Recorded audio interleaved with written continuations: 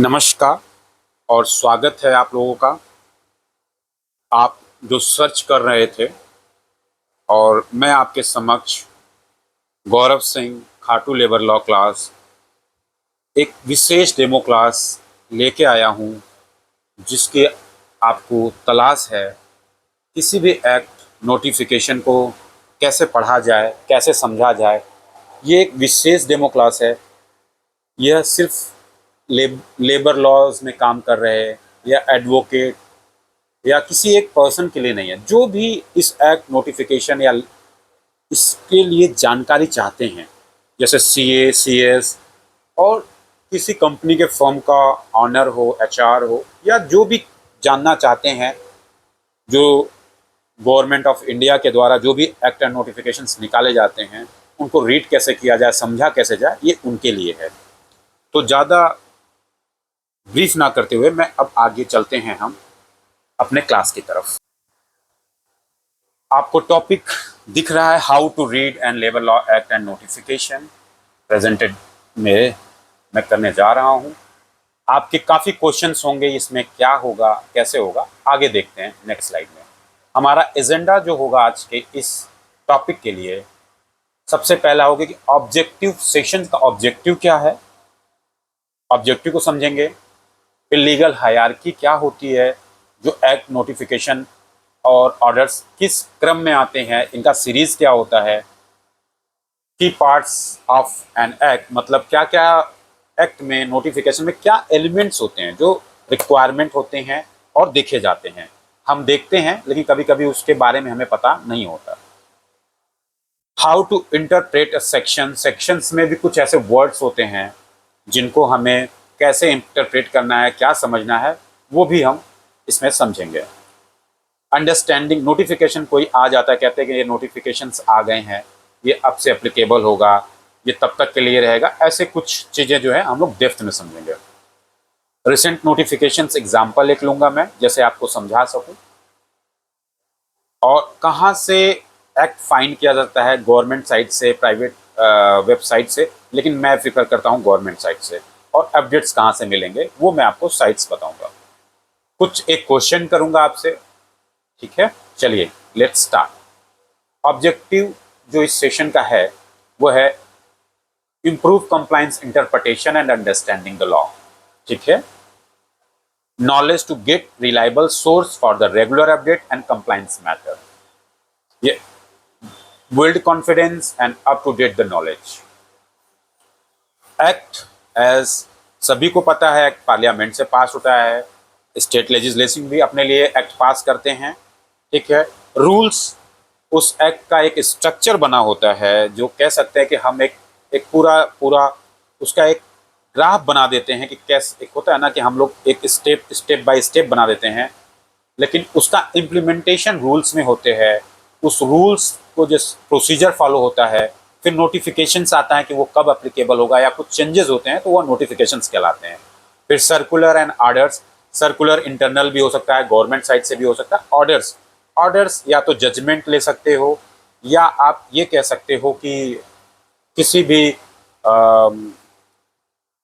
Court से या किसी ट्रिब्यूनल से जो भी ऑर्डर्स आते हैं, कब से इम्प्लीमेंट होगा और क्या हुआ है।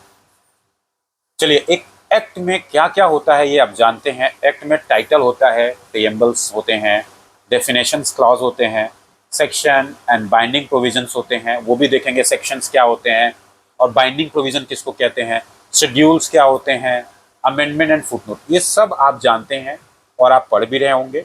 लेकिन जिनको नहीं पता है, ये इनके लिए बहुत बेनिफिट करेगा।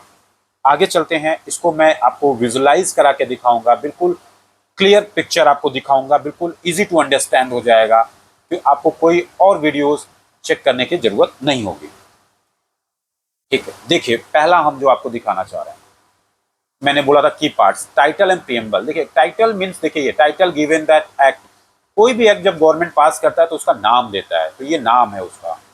ये देखिए, ये येलो कलर में हाईलाइट है, ये एक्ट का नाम है, ये एक्ट के नाम है, फैक्ट्री एक्ट, ये देखिए, ठीक है, ये है एक्ट का नाम। अब एक्ट कब बना, ये सारी चीजें हैं। प्रीएम्बल किस लिए बनाया गया, act to consolidate and amend the regulating. तो ये एक्ट क्यों बनाया गया उसके लिए है, क्योंकि फैक्ट्री एक्ट आपको भी पता है क्यों बनाया गया। ये सिर्फ फैक्ट्री एक्ट में लेबर लॉ का लिया हूँ, ऐसा नहीं किसी भी एक्ट कॉन्स्टिट्यूशन ले सकते हो, कोई भी एक्ट ले सकते हो, बीएनएस ले सकते हो, कोई भी एक्ट आप ले सकते हो, ठीक है। ये एक्ट के जो की पार्ट्स होते वो हो गया। अब चलते हैं, देखिए मैंने बताया था दूसरा जो होता है उसमें एक्ट में पार्ट आता है इंटरप्रिटेशन। जहां पे भी जो वर्ड यूज होगा वो उसके लिए वही अंडरस्टैंडिंग होगी। जैसे adult means a person who has completed the 18 year of age, तो ये मतलब है आपको जहां भी अडल्ट का आएगा मीनिंग, उसका मतलब यही कंसीडर किया जाएगा, ठीक है। अब चलते हैं दूसरा, बी के बाद C, sections and binding provision. Sections क्या होते हैं आपको पहले से ही पता है, एक्ट में जो लिखा होता है पहले यहाँ पे ये सेक्शन होते हैं, और उसके बाद ये जो ब्रैकेट में आ रहा है सब सेक्शंस कहला जाते हैं, ये हो गया। और उसके बाद सब सेक्शन के भी पार्ट होते हैं, क्लॉज होता है, क्लॉज के भी सब क्लॉज होता है, ये आपने सुना है, ठीक है। अब आ जाते हैं बाइंडिंग क्लॉज। जैसे सेक्शन 7 में लिखा हुआ था, occupier shall at least 15 days before being to occupy और use premises as a factory send to the chief labour inspector writing. मतलब ये बाइंडिंग कर रहा है, यहाँ पे देखिए बाइंडिंग कर रहा है, तो यहाँ पे बाइंडिंग प्रोविजंस हो गए कि जहाँ पे भी 15 days लिखा हुआ है कि मतलब अगर जैसे ही वो प्रीमाइसेस को यूज करेगा उसको विद इन 15 days एक लेटर उसको भेजना है चीफ इंस्पेक्टर को। इसी तरह लेबर लॉज में और भी जो लेबर लॉ के दोस्त हमारे जानकार हैं उनको भी पता होगा कैसे कैंटीन कब अप्लीकेबल होती है, तो वो बाइंडिंग प्रोविजन होती है कि 250 पे कैंटीन अब अगर रिक्वायरमेंट है, 150 पे फर्स्ट एड बॉक्स है, 500 पे जो है आपके एम्बुलेंस एंड वैन है फैक्ट्री एक्ट में। तो ये सारे बाइंडिंग प्रोविजंस हो गए, ये एक्ट के पार्ट होते हैं। अब शेड्यूल्स क्या है, शेड्यूल्स में देखिए फैक्ट्री एक्ट में कई शेड्यूल्स आते हैं। तो देखिए यहाँ पे हजार्डस प्रोसेस के बारे में बात किया है, सेक्शन 2CB।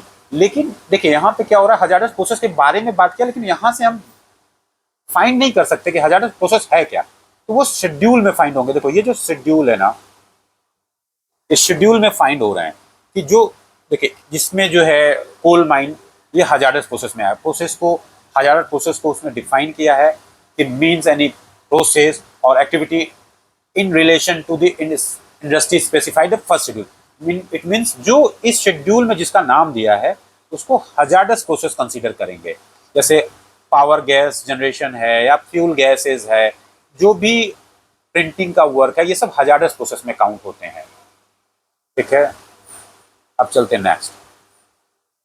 अब आपको हम बताते हैं, देखिए ये एक सबसे इंपॉर्टेंट आपके लिए है जो फुट नोट, ये देखिए आपको दिख रहा होगा, ठीक है। ये फुट नोट ये दिया होता है कहीं कहीं पे, आप लोग देखते हैं, कुछ लोगों को पता होगा और कुछ लोगों को अगर नहीं पता है तो मैं आपको हेल्प कर रहा हूँ, ठीक है। देखिए ये सब्स्टिट्यूट लिखा है और WEF मतलब विथ इफेक्टिव फ्रॉम, देखिए यहाँ पे लिखा हुआ है। तो कब हुआ इस, ठीक है, सब्स्टिट्यूटेड कब किया गया, इंसर्ट मतलब कब उसको इस जगह पे लाया, इंसर्ट किया गया है। तो देखिए यहाँ पे 6 नंबर, ये जो 6 है ना, यहाँ पे 6 है, देखिए मेरा एरो जो है गया है मेरा हाथ, ये देखिए ये 6 नंबर डिनोट करता है फुटर में 6 पे, ये 6 देखिए ये है इंसर्टेड बाई, ये हुआ है, ठीक है, बाई सेक्शन, ये कब लाया गया, ठीक है। अब चलते हैं,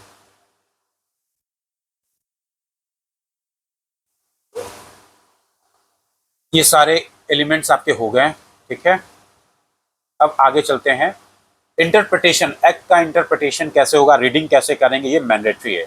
देखिए मैं सिंपल आपको बता रहा हूँ, देखिए मैंने डाला है सेल का जहां भी वर्ड होगा, सब्जेक्ट हु, एक्शन कौन करेगा, की वर्ड्स जैसे सेल आता है, में आता है एक्ट में, नॉट विथ स्टैंडिंग आता है, तो सारे प्रोविजन। तो देखिए सेल मतलब होता है mandatory, provide that means discretion, में मतलब discretion, provided condition and exception दिया जा सकता है, नॉट इट मीन्स ओवरराइड करता है किसी भी एक्ट को। तो चलिए फिर आगे देखते हैं, फर्स्ट एड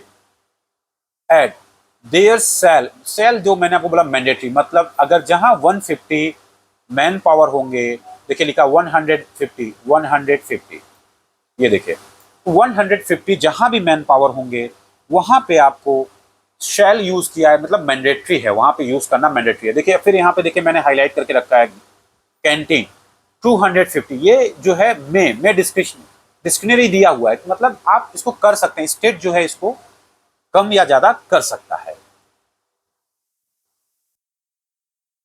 अब अंडरस्टैंडिंग द नोटिफिकेशन, नोटिफिकेशन क्या है, कोई नोटिफिकेशन आता है तो उसमें क्या क्या कंटेंट होते हैं, ये सारी चीजें आपको उसमें मैं गाइड करूंगा।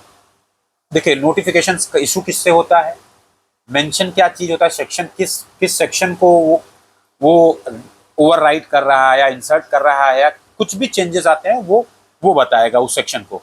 और नोटिफिकेशन में की डिटेल्स होता है, नंबर, डेट चेंज इंट्रोड्यूस होता है, इफेक्टिव कब से होगा, किसको रिप्लेस किया, ये सब मैं आपको एज अ इजी बताता हूँ और ओवरव्यू बताता हूँ। ये देखिए ये एक नोटिफिकेशन आया जो कि लेटेस्ट आया हुआ है हरियाणा LWF में, ठीक है।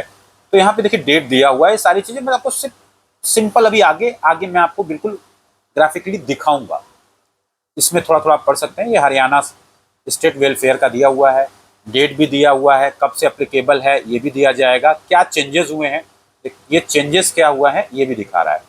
ये देखिए चेंजेस क्या हुए हैं, ठीक है, 2% से ये चेंजेस हुए हैं, ठीक है। देखिए इसमें मैं उसका एक्सप्लेनेशन आगे दे रहा हूँ उसी नोटिफिकेशन के। इफेक्टिव कब से हुआ है, एलिजिबिलिटी किस पे है, एम्प्लॉयर के लिए है, चेंजेस क्या है। तो देखिए जो इस नोटिफिकेशन में आया है अगर आप चेक करेंगे तो आपको दिखाएगा ये इफेक्टिव 1 जनवरी 2025 से हुआ है LWF, और 2.2% था, पहले 31 रुपीज़ था, अभी 34 कर दिया है। पहले एम्प्लॉयर का कंट्रीब्यूशन था 62 रुपीज़, अभी 68 कर दिया है, ठीक है। और टोटल कंट्रीब्यूशन था 93